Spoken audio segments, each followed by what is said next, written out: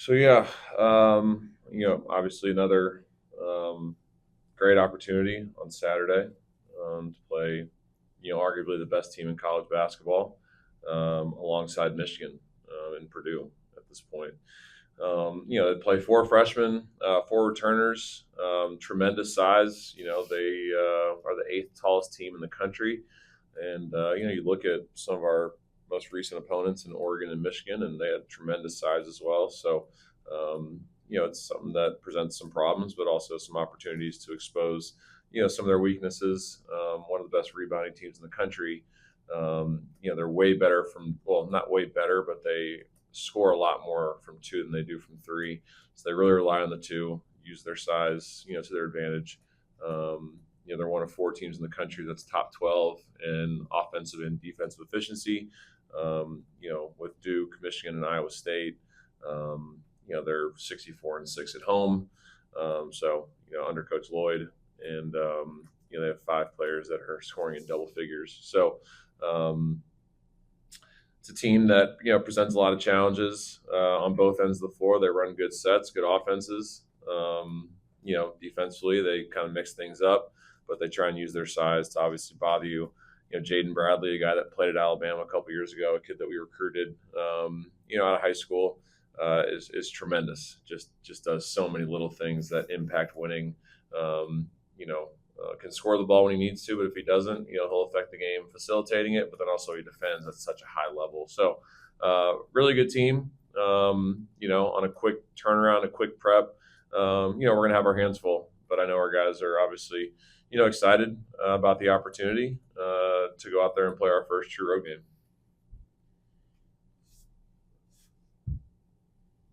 So I want to ask you about your front court, like the ceiling. These guys, I saw Philip do it a few times last night. Obviously, Sway's done it a bunch, Mercer done it a bunch. How big is that now? Like helping you guys out as being one of the better 2-point teams in the country. Just their ability to kind of create those lanes. I feel like that's just kind of an underrated part of y'all's offense this year. Yeah, we got pretty good depth up front, and that they're guys that can all play different positions. They could play, 4 and 5, and some of their cases they could play 3, 4, and 5. So it gives us a lot of different, options, and they all have different strengths. But they're all talented, which is also unique. They can all pass the basketball. They can all move their feet defensively. The biggest thing is we're just not that tall. So that can obviously affect you in a game like this. So we really got to step up and be physical, keeping those guys off the offensive glass, and obviously just doing a good job of crashing the glass on our end of the floor. So they've done a good job, and they're obviously been going against some really, really good front lines, which has been really good for us, as the years gone on, with Houston and Oregon and Michigan, St. John's, NC State, all of them had pretty good front lines. So I think it's been good for our guys to continue to grow and learn. And, biggest thing is just trying to keep those guys healthy.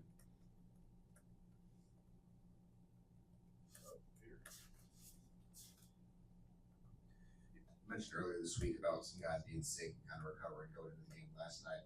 Still a couple days before Arizona, but where do you feel like the team's at health-wise? Yeah, I got to talk to Clark before the game. I think last night, Murph I think was still a little bothered. He wasn't himself. I don't think he wasn't at 100%. Which you kind of see.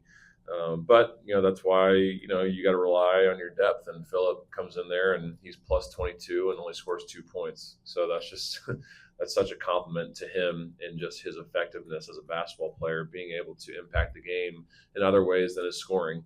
And proud of him for that. Simon had been sick all week. He wasn't able to practice at all going into the game, so he wasn't able to play last night. Keyshawn Hall is, still battling that foot injury, after having to play heavy minutes last night. I'm sure that thing's bothering him a little bit today. So just some lingering things that, everyone's going through right now. It's no excuse. It's like, that's just part of basketball, right? And that's why you got to rely on your bench. And that's why it's the next guy up. And we've been able to, handle that all year. But it'll be nice after this one to have a week to kind of get ready for the next one, because we need time to kind of, get healthy, heal, not be sick. But our guys done a good job of picking up the slack where someone's been left off. So we're to answer your question, we're still trying to get back right.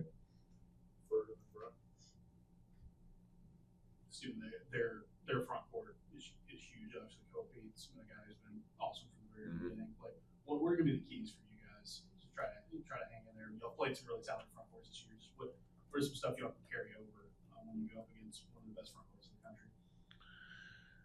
Yeah, I mean we're still trying to figure that out because obviously last night we get done with our game at 11. And, we get together as a staff this morning, and somehow it's already 2 o'clock and we have practice in 30 minutes. So, for us, like at this point, it's about just trying to keep them as fresh as we possibly can because we got to play with unbelievable effort and energy to be able to match their size and physicality.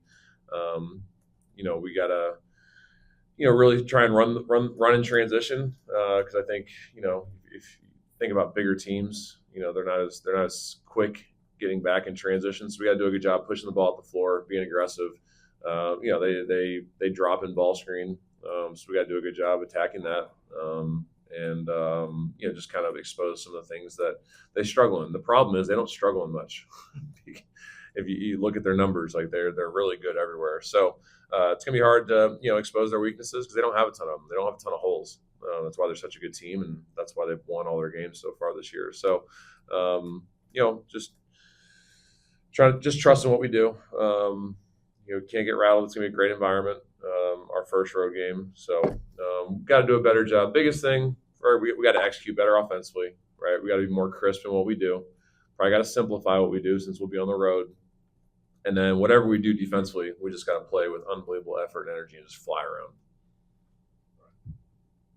Stephen, the schedule that Bruce left you, are you sure that he wants you to succeed? Well, yeah. He made the schedule thinking that he was going to be the one that was going to suffer through it, so I can't completely blame him. And obviously, you don't know that you're going to play a Hall of Fame coach in Rick Pitino and his 15th ranked Johnny's in the third game of Players Era. And, Arizona was, at the time, like we thought they were going to be good, but not this good, right? NC State, you thought they were going to be good, but, they're as good as we thought they were going to be. They're really good. So, I mean, it worked really well for us last year. People don't want to say this, but we probably had the number 1 overall seed locked up at the end of February. And that was just based on the body of work that we had put, going into postseason. While the SEC is really good, probably not as good as it was last year. But if you look at the teams that we're going to have played in non-conference, we're not going to see anyone that's any better than any of the teams that we'll have faced up to this point. So it's just really, it's a great litmus test for our guys, and just it helps them prepare to get ready for what we're going to see every single night in conference play. So while it keeps you up at night, and obviously you really just can't ever relax, it's great for our guys to be able to go up such great teams. As you set schedules for the future, do you want to keep having a non-conference schedule like this? Yeah, if you look at what we've had so far, so you're going to have 7 probably Q1, Q2 games. I really hope Oregon figures it out, because that being a quad 3 game really hurts us right now. That we thought that'd be a Q1, Q2 pretty easily, and it's not. It's not even close to a Q2 right now. So we need them to really step it up. So I would say like your sweet spot is like 6 or 7 Q1, Q2s in non-conference, and that's a lot. Most teams are just shooting for 4 or 5. But, if you don't play these games, you don't allow yourself the opportunity to build your resume. And, for us to have beaten NC State, St. John's, and Oregon already, I think that has put our resume in a decent spot up to this point. So, you have to play these games to allow yourself to build your resume and to allow yourself to be prepared to play other quality teams in conference play, which is what we're doing. Yeah, I know the turnovers were pissing you off, particularly the first half last night. 20 for you guys is an astronomical number. Is it just a matter, you guys are a lot better in the second half. Is it a matter of you or the other guys saying, think more about your passing? What is it that leads to turnovers. Like, I know they're good. NC State's good at steals, but you guys didn't seem like in the right rhythm passing the ball around. Yeah, I mean, listen, I'm the first one to wear it when like we're doing something wrong. Our guys just did a really poor job of making the simple pass, and they'll be the first ones to admit that too. It's not me throwing them under the bus. Like Keyshawn Hall was like, I made a lot of bad passes tonight. You know what I mean? Like uncharacteristic, just tough passes. And part of that is NC State and their defense and some of the adjustments they made. But at the same time, like if they're not going to switch and they're going to impact, then all we talked about was just getting off it to the next man ahead, right? The simple pass. And too many times when we got hit in the ball screen, we tried to make the really, really difficult pass to the 5-man on the roll when there was 2 or 3 guys surrounding him. So it was just more us just making silly plays and silly passes. And we just told our guys, like, when you get hit, right, get off it quick and get it to the next guy. Or if they switch, get it to the wing and enter it to the post from the wing. Stop trying to enter the ball into the post from the top of the floor, because that's when we turn the ball over probably 12 or 13 times. So I just think our guys were just, trying to make the tough play instead of making the easy play. And, it's great now because we have film on it. We can show them, like, look, this is what it looks like when, we try and make, the dime instead of just, throwing a strike. So it's good to be able to learn from that and a win, because, 20 turnovers, they shoot the ball 20 more times than we do, right? If it's not for KO and Key, like, we don't win that game. So we got to learn from it, and we got to execute better. And our starting lineup's got to be better. Our first 5 minutes of both halves, our plus minus is in the negative with our starting lineup, and there's got to be some accountability there. And our guys got to be better when we start games. Peter, for wrap up with Oak. First true road game and traveling cross country and kind of a short turnaround.